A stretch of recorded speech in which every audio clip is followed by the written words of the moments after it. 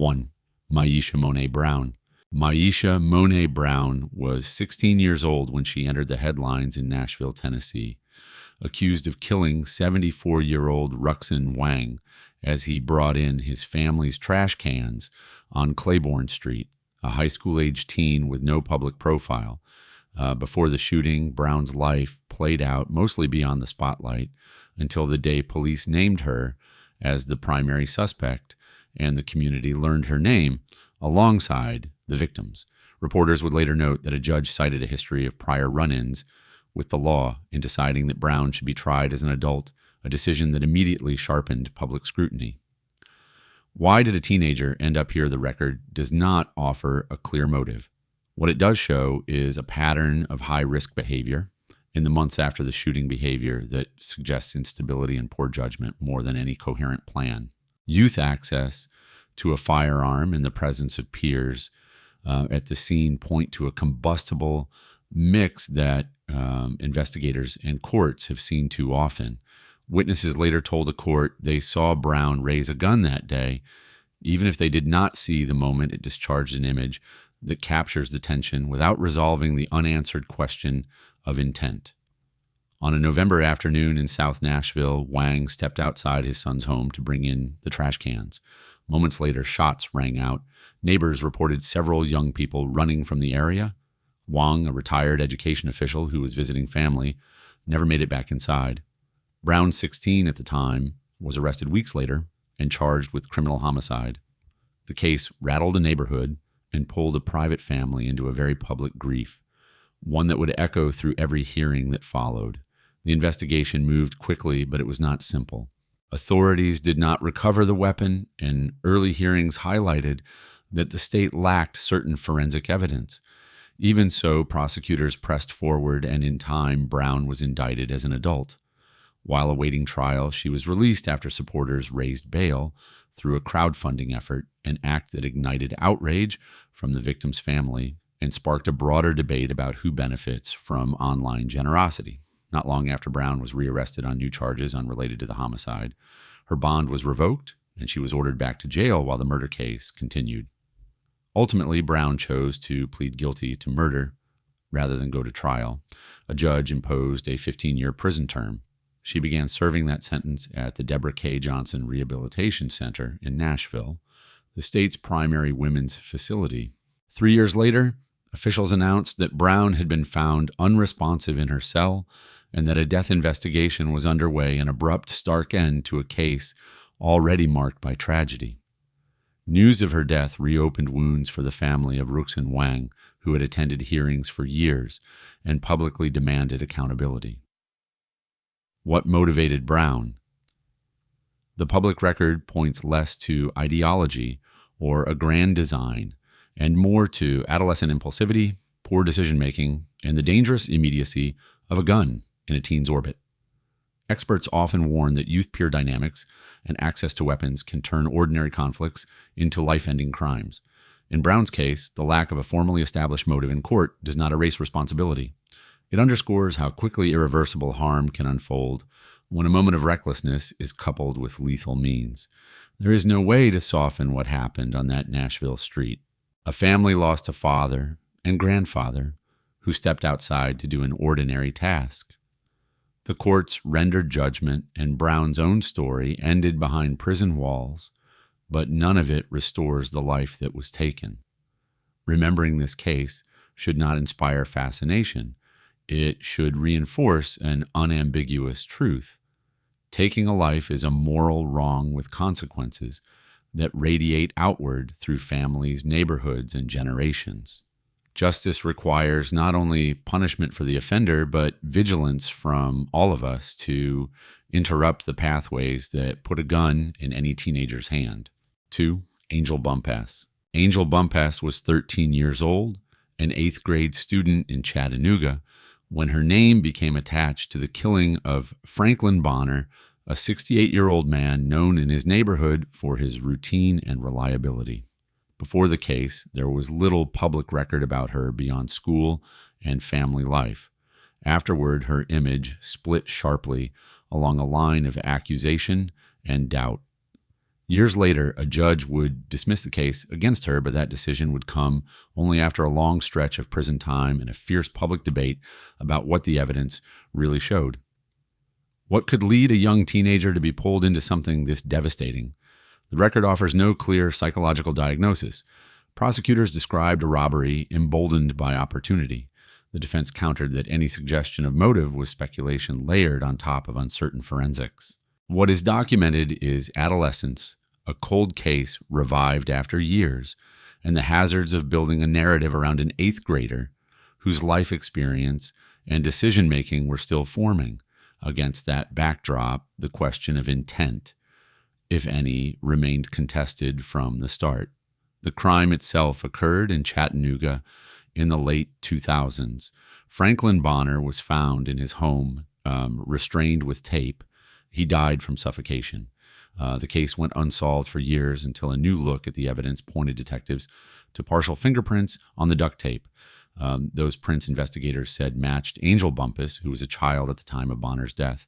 The state's theory placed her alongside an adult co-defendant, while the defense emphasized the absence of physical evidence beyond those partials and the lingering doubts that often accompany decade-old evidence. Through it all, Bonner's family spoke of a loved one taken during an ordinary day, their grief renewing each time the case returned to court. Once the cold case warmed, events moved quickly. Bumpass was arrested and ultimately tried as an adult. After a short trial, a jury found her guilty of felony murder and attempted aggravated robbery, while the adult co-defendant, Mallory Vaughn, was acquitted. The verdict brought anguished reactions on both sides, relief among those who believed the case was resolved, and alarm among supporters who argued that the state had relied too heavily on contested fingerprint evidence. A life sentence followed, and for a time it appeared the legal system had spoken with finality. But appeals changed the trajectory. In early autumn of 2022, a judge granted Bumpass a new trial, citing cumulative errors that undermined confidence in the verdict. The following summer, another judge dismissed the case without prejudice, with the local district attorney explaining that retrying only the teenager did not serve justice and that the state would continue to seek broader accountability if new evidence emerged. Bumpass walked out of the courtroom that day, her conviction erased, even as the victim's family remained without the closure that a conclusive resolution might bring. If there is a psychological portrait to be drawn, it is necessarily cautious. The prosecution once suggested greed and opportunity. The defense and many advocates emphasized youth, the fallibility of partial print analysis, and the danger of fitting a teenager to a theory built years after the fact.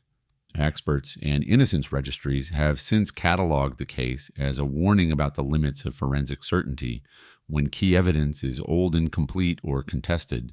None of those debates rewrite the tragedy of a man's death. They illuminate how easily error can ripple through a system under pressure to solve a cold case. This story must end with moral clarity. Whoever bound and robbed Franklin Bonner committed a grave wrong that devastated a family and shook a community. Justice requires two commitments at once: unwavering accountability for the person or people responsible and uncompromising accuracy about who that is. The dismissal of the case against Angel Bumpass does not restore a life, and it does not erase the harm of years spent under a wrongful conviction, if that is what history ultimately concludes. It is a reminder that true justice is measured not only by verdicts, but by the care we take to ensure those verdicts are right. 3. Jennie Bunsom. Jennie Bunsom was 16, a high school student living with extended family in Denver's Montbello neighborhood, when a tragedy inside the home changed every life connected to it. Before her arrest, there was nothing about her public image to suggest headline-making violence. She was a teenager sharing a crowded house where the rhythms of school days, chores, and shared spaces often collided. The child at the center of the case was her 7-year-old nephew, Jordan Vaughn, a boy described by relatives as playful and attached to his routine. What happened in that basement bedroom in early August of 2018 would fracture a family and pull a community into grief and scrutiny. Investigators later said the conflict began with something small, a child asking a teenager to play. In the account she gave detectives, Jennie was already upset by an argument unrelated to Jordan. When he came into her room and refused to leave, her anger spiked. She told police she pushed him, and as he cried, she covered his mouth and pinched his nose. The words in the affidavit are spare and clinical, but they capture the central theme of this case, the terrible speed with which adolescent impulsivity can turn into irreversible harm. There is no suggestion of long-term planning, no ideology, only a brief, catastrophic lapse that ended a young boy's life. The hours that followed compounded the loss. Jordan was reported missing, prompting an urgent search that drew patrol officers, detectives, and federal agents.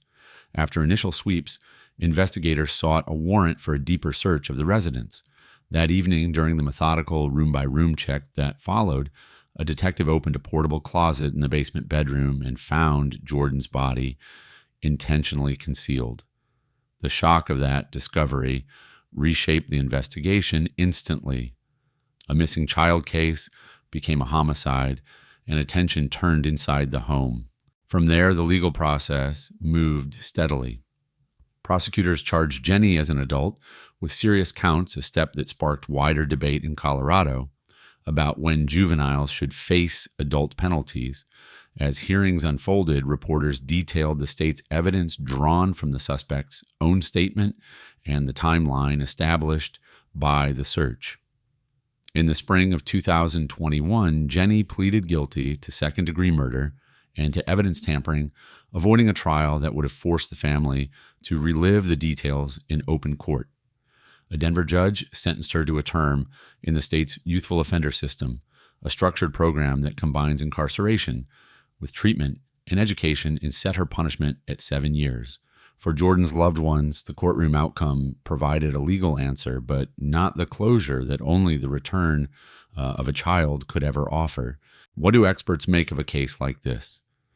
The documented motive is painfully ordinary: a surge of anger, a clash over boundaries, a teenager's inability to regulate emotion. In a moment, she later acknowledged to police. The psychological portrait that emerges is not of a mastermind, but of immaturity, colliding with access and opportunity in a private space. Even so, the law draws a bright line at lethal harm, and the system treated the act accordingly. Coverage of the case also fed a broader policy conversation about whether accountability for juveniles is best served in adult court or within youth-focused systems designed to address development and rehabilitation. This story demands a firm moral judgment. A child's life was taken, and that wrong can never be softened by explanations about teenage emotion or family tension. The sentence recognizes both the gravity of the crime and the offender's age, but no program or punishment can repair what was destroyed in those few minutes. Remembering Jordan Vaughn means insisting that homes remain safe for children, that caregivers seek help when anger surges, and that communities remain alert to the small conflicts that sometimes foreshadow tragedy. Justice requires accountability, and it also requires vigilance so that no family endures a loss like this again.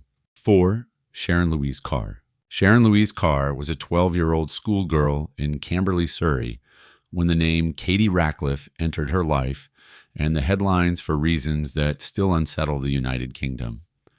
Katie, an 18-year-old apprentice hairdresser, was a stranger to Sharon, walking home after a night out in early June of 1992. Before this case, Sharon had the unremarkable public image of a child newly settled in England after early years abroad. Afterward, she became widely known as Britain's youngest female convicted murderer, a label the press repeated alongside the tabloid moniker Devil's Daughter. Accounts from reporters and court coverage trace a childhood marked by instability and mounting behavioral problems as Sharon reached adolescence. Teachers first remembered a polite, helpful girl who later became disruptive and volatile. By her early teens, incidents of aggression were noticed at school, and the atmosphere at home was strained. None of that explains, and certainly none of it excuses what followed. It does supply context for a trajectory that alarmed adults long before a courtroom would examine it. The crime unfolded on a quiet route between a Surrey nightclub and a residential street. Prosecutors told jurors that Katie was attacked at random, without any personal connection to her assailant. Investigators kind of confronted a scene whose severity at first misled them into thinking the offender must be an adult man. The case went cold, and for 2 years the community lived with unanswered questions about why a young woman never made it home. What eventually broke the silence was not a new witness to that night, but a separate act of violence, a knife attack by Sharon on another pupil at her school, followed by troubling behavior in a youth facility where she spoke about the unsolved killing and wrote about it in diary entries. Those admissions, together with further investigative work, moved the long-stalled case forward. Sharon was arrested in her mid-teens and, after a series of hearings, stood trial at Winchester Crown Court. Jurors heard about the cold case, the later school attack, and the contents of her writings and phone calls.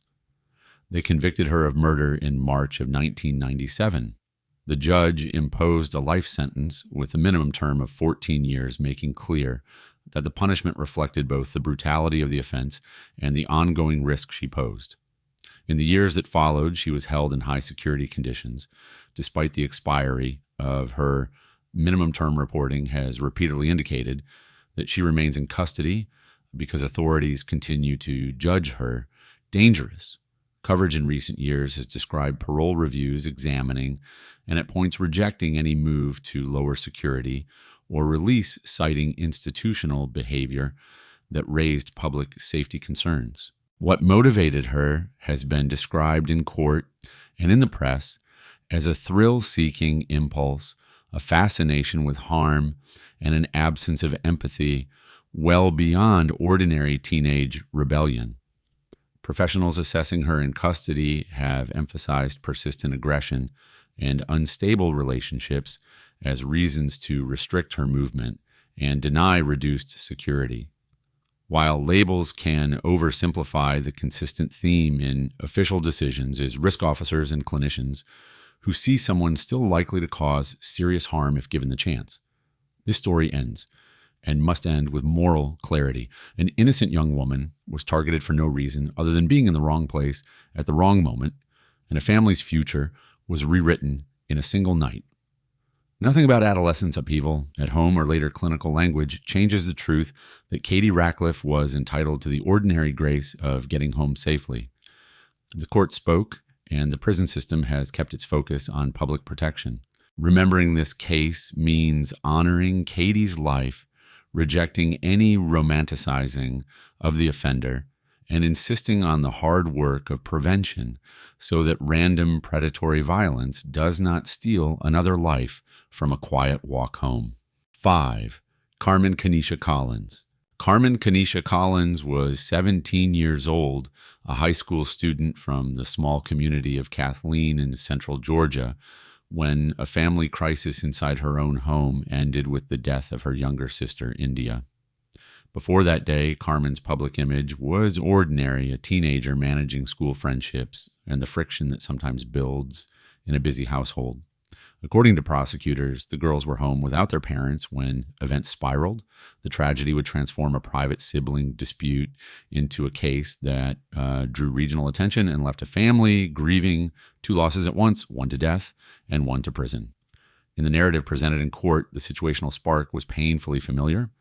Carmen had been planning to run away, packing her things, when India found her and tried to stop her, threatening to call their parents. What followed, prosecutors said, was a burst of anger and panic rather than a long-standing plan. Even Carmen's mother told the court that, although her daughter had run away before she knew her as respectful and not violent, a statement that highlights the gulf between a family's normal conflicts and the catastrophic choice that came next. Nothing about that emotional context excuses what happened. It explains how quickly a teen's impulsivity can collide with access to a weapon and a moment without adult supervision. The crime unfolded inside the Collins home in early July of 2012. Investigators later said Carmen retrieved her father's handgun and chased India through the house before firing. To hide what she had done, she poured gasoline and set afire, an act meant to mislead first responders. Fire crews arrived and in the course of their work discovered that the child's injuries were not caused by the blaze. Detectives noticed that a vehicle and a firearm were missing, and the search widened beyond the neighborhood. Within hours, officers located Carmen driving in Columbus and took her into custody. The abrupt turn from house fire to homicide case shocked neighbors and deepened the grief that was already spreading through the family. The investigation and legal process moved swiftly. After her arrest, Carmen was charged with malice murder and first-degree arson. She initially pleaded not guilty, but according to her public defender, later admitted to the shooting and the fire. In a Houston County courtroom the following summer, Carmen pleaded guilty to malice murder and arson. The judge imposed a life sentence with the possibility of parole after 30 years, and additional counts, including felony murder and firearm possession during a crime, were dismissed as part of the plea. Prosecutors and defense counsel both described the case as devastating for the parents who had left their daughters at home and now faced a future marked by grief and separation. What then was the psychological profile? The picture drawn by prosecutors and reflected in reporting is not of grand design, but of impulsive, self-directed decision-making that escalated under stress. The trigger was a sibling confrontation over running away. The means were a readily available handgun and access to gasoline. The mindset, by all accounts, was a teenager trying to solve an immediate problem in the worst possible way. That does not mitigate culpability. Rather, it underscores a familiar warning from juvenile justice experts. Adolescent brains are prone to short-term, high-risk choices. And when lethal tools are close at hand, those choices can become irreversible crimes. This story demands a firm moral verdict. A child's life was taken inside the place that should have been safest, and an entire family now carries a wound that time cannot close. Carmen Collins admitted her actions and received a life sentence. The law responded with accountability, and it should.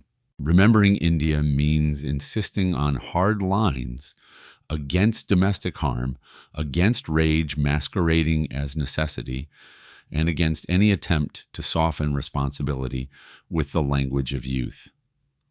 The lesson here is sober and unambiguous. When impulsivity is met with access to deadly means, the cost is measured in lives, and justice must stand with the victims first, last, and always. 6. Paula Ruth Cooper. Paula Ruth Cooper was 15 years old, a high school student in Gary, Indiana, when a robbery inside the home of Bible teacher Ruth Pelkey turned into a killing that would echo far beyond the neighborhood. Cooper had grown up amid instability. Accounts and court filings, and later reporting describe a childhood marked by abuse, frequent moves, and running away, the kind of turbulence that often leaves a teenager isolated and angry. None of that softens what followed, but it frames a life already in crisis before a doorbell rang on a spring afternoon. Investigators said Cooper skipped school with 3 friends that day and went to Pelkey's house under the pretense of asking about Bible lessons. What happened next was sudden and lethal. Pelkey, a 78-year-old grandmother and church volunteer, was fatally stabbed. A small amount of cash and her car keys were taken.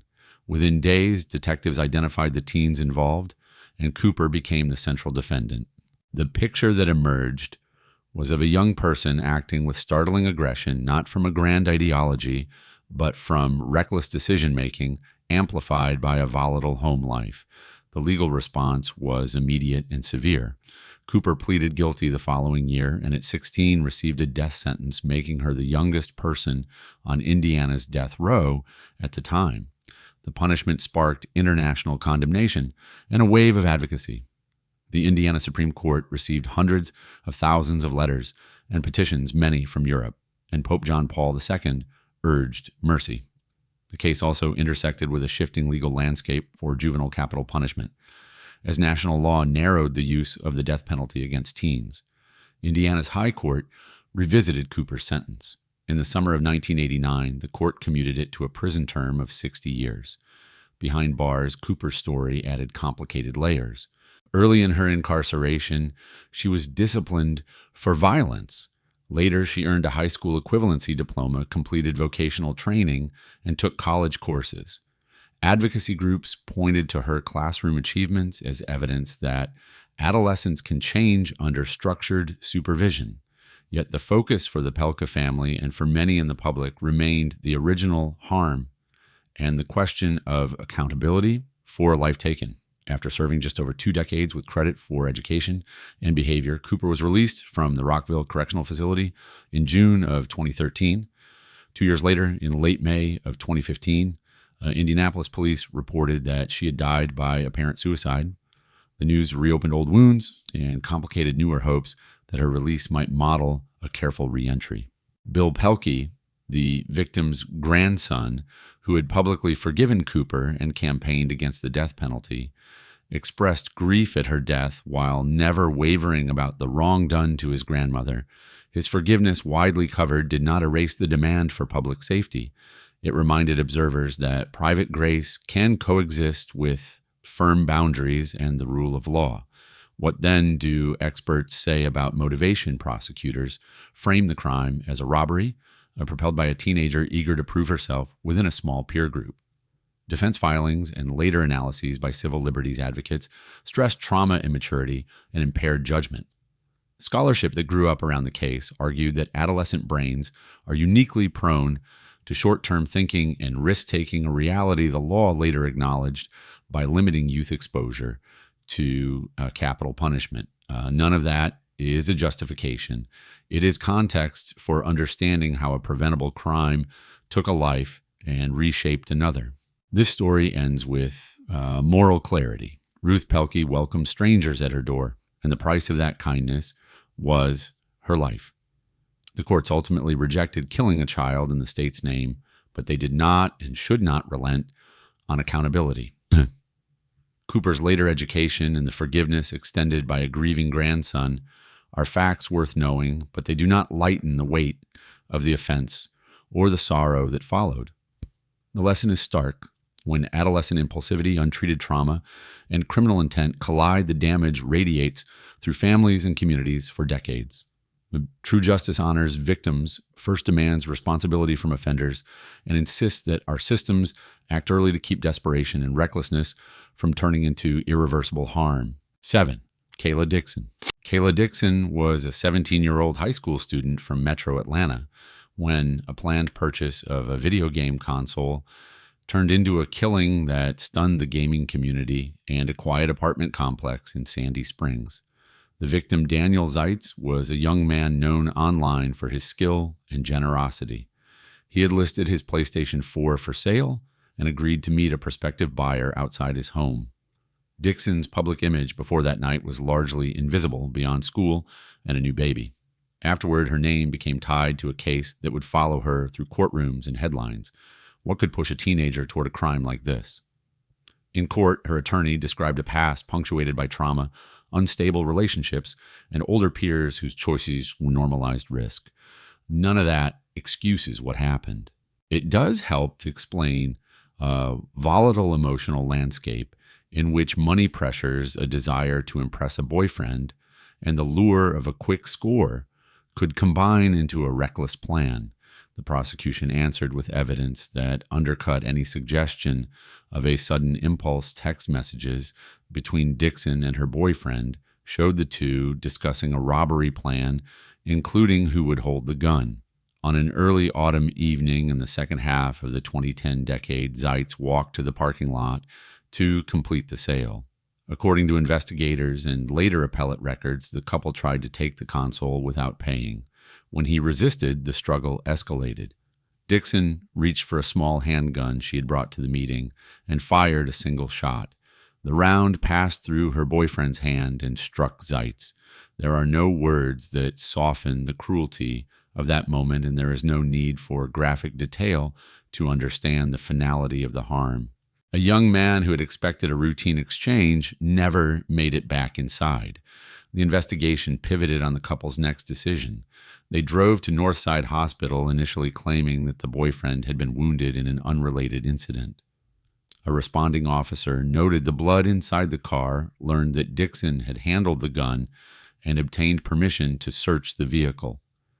Detectives recovered the firearm and the console from the car, and after speaking again with the boyfriend, transferred the case to Sandy Springs Police. Digital forensics pulled the rest of the thread messages, arranging the sale, a texting app intended to disguise numbers and searches about how to commit a robbery. Dixon was arrested and charged. The following summer, just as jury selection was set to begin, she accepted a negotiated plea and delivered a trembling apology to the victim's family. A judge sentenced her to 40 years in prison. Her boyfriend went to trial weeks later and was convicted of felony murder, receiving a life sentence. The family's statements in court mixed devastation, cautious acceptance of Dixon's apology, and a hope that if she ever returns home, she will choose a different path. What emerges from the record is a two-part psychological portrait. On one side, there is impulsivity sharpened by trauma and the distorted bravado of a teenager trying to impress a partner. On the other, there is deliberate planning, reflected in texts that mapped a robbery, including whether to surprise the seller and who would control the weapon. Experts often warn that adolescent decision-making skews toward short-term rewards. This case shows how, when a gun is present and a plan lacks empathy, the result can be catastrophic in seconds. This story must close with moral clarity. Daniel Zeitz was a son, a friend, and a creator in his community, whose life should have continued beyond a parking lot transaction. The legal system responded with accountability for both defendants, and the gaming community memorialized the person they lost, even producing a short documentary that celebrated his spirit. Remembering him means insisting that online sales and everyday meetups do not become stages for predatory theft, and that no explanation, whether poverty, peer pressure, or youthful bravado, ever dilutes responsibility for taking a life. Justice begins with the victim demands truth from the offenders and calls the rest of us to intervene early before a reckless idea and a weapon turn a routine evening into permanent grief. 8. Tiana Thomas. Tiana Thomas was 14 years old, living with her family in Toledo, when a household argument escalated into a fatal shooting that shattered her home and her community. The victim was her 15-year-old brother, Tommy. Before that night, Tiana's life fit a familiar pattern for many adolescents in a working city school, sibling rivalries, and a record that already worried adults around her. Early reports and courtroom coverage note prior discipline issues, and even an earlier juvenile case, the kind of background that can hint at mounting instability long before a tragedy makes the news. The immediate trigger, investigators said, was painfully ordinary. A disagreement over a video game system flared into a fight. In an initial account to police that later surfaced in Associated Press reporting, Tiana claimed her brother had struck her and that she grabbed a gun. Whatever the precise order of moments, the outcome was irreversible. A young person reached for a firearm during a family dispute, and a life was taken inside the place that should have been safest. The shooting happened in early December of 2016 inside the family's home. First responders arrived to find evidence of a single gunshot. Neighbors described a flood of squad cars and a night turned chaotic. Detectives quickly zeroed in on the argument between the siblings as the key to understanding what occurred, and within a day, the case moved into juvenile court. The picture that emerged in those early hearings was of an adolescent who, in a moment of anger and fear, introduced a shotgun into a conflict that had started with words. What followed legally was complex, and for the family, endlessly painful. Prosecutors sought to certify Tiana to stand trial as an adult, citing the seriousness of the offense and her prior record. After months of litigation, a juvenile judge initially kept the case in juvenile court.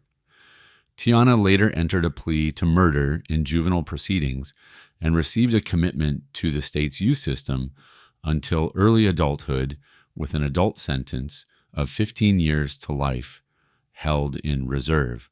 While serving in juvenile custody, however, officials alleged a pattern of serious misconduct, including an assault on a corrections officer. On that basis, Lucas County prosecutors moved to impose the suspended adult sentence.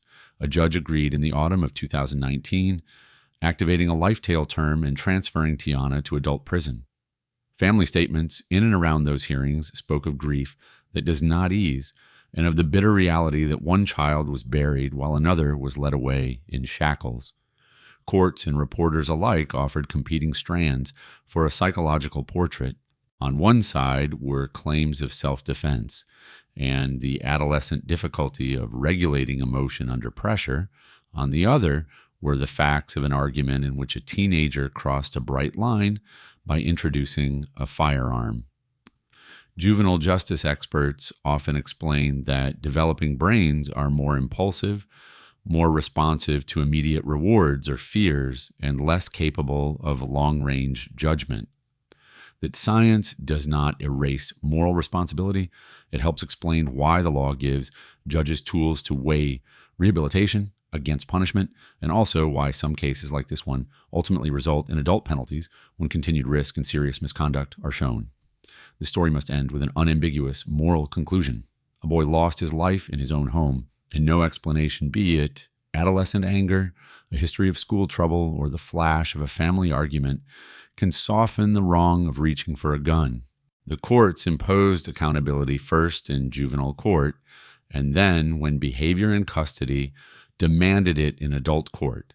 The lesson is stark but essential when firearms are within reach and tempers are left to run hot minutes can decide decades.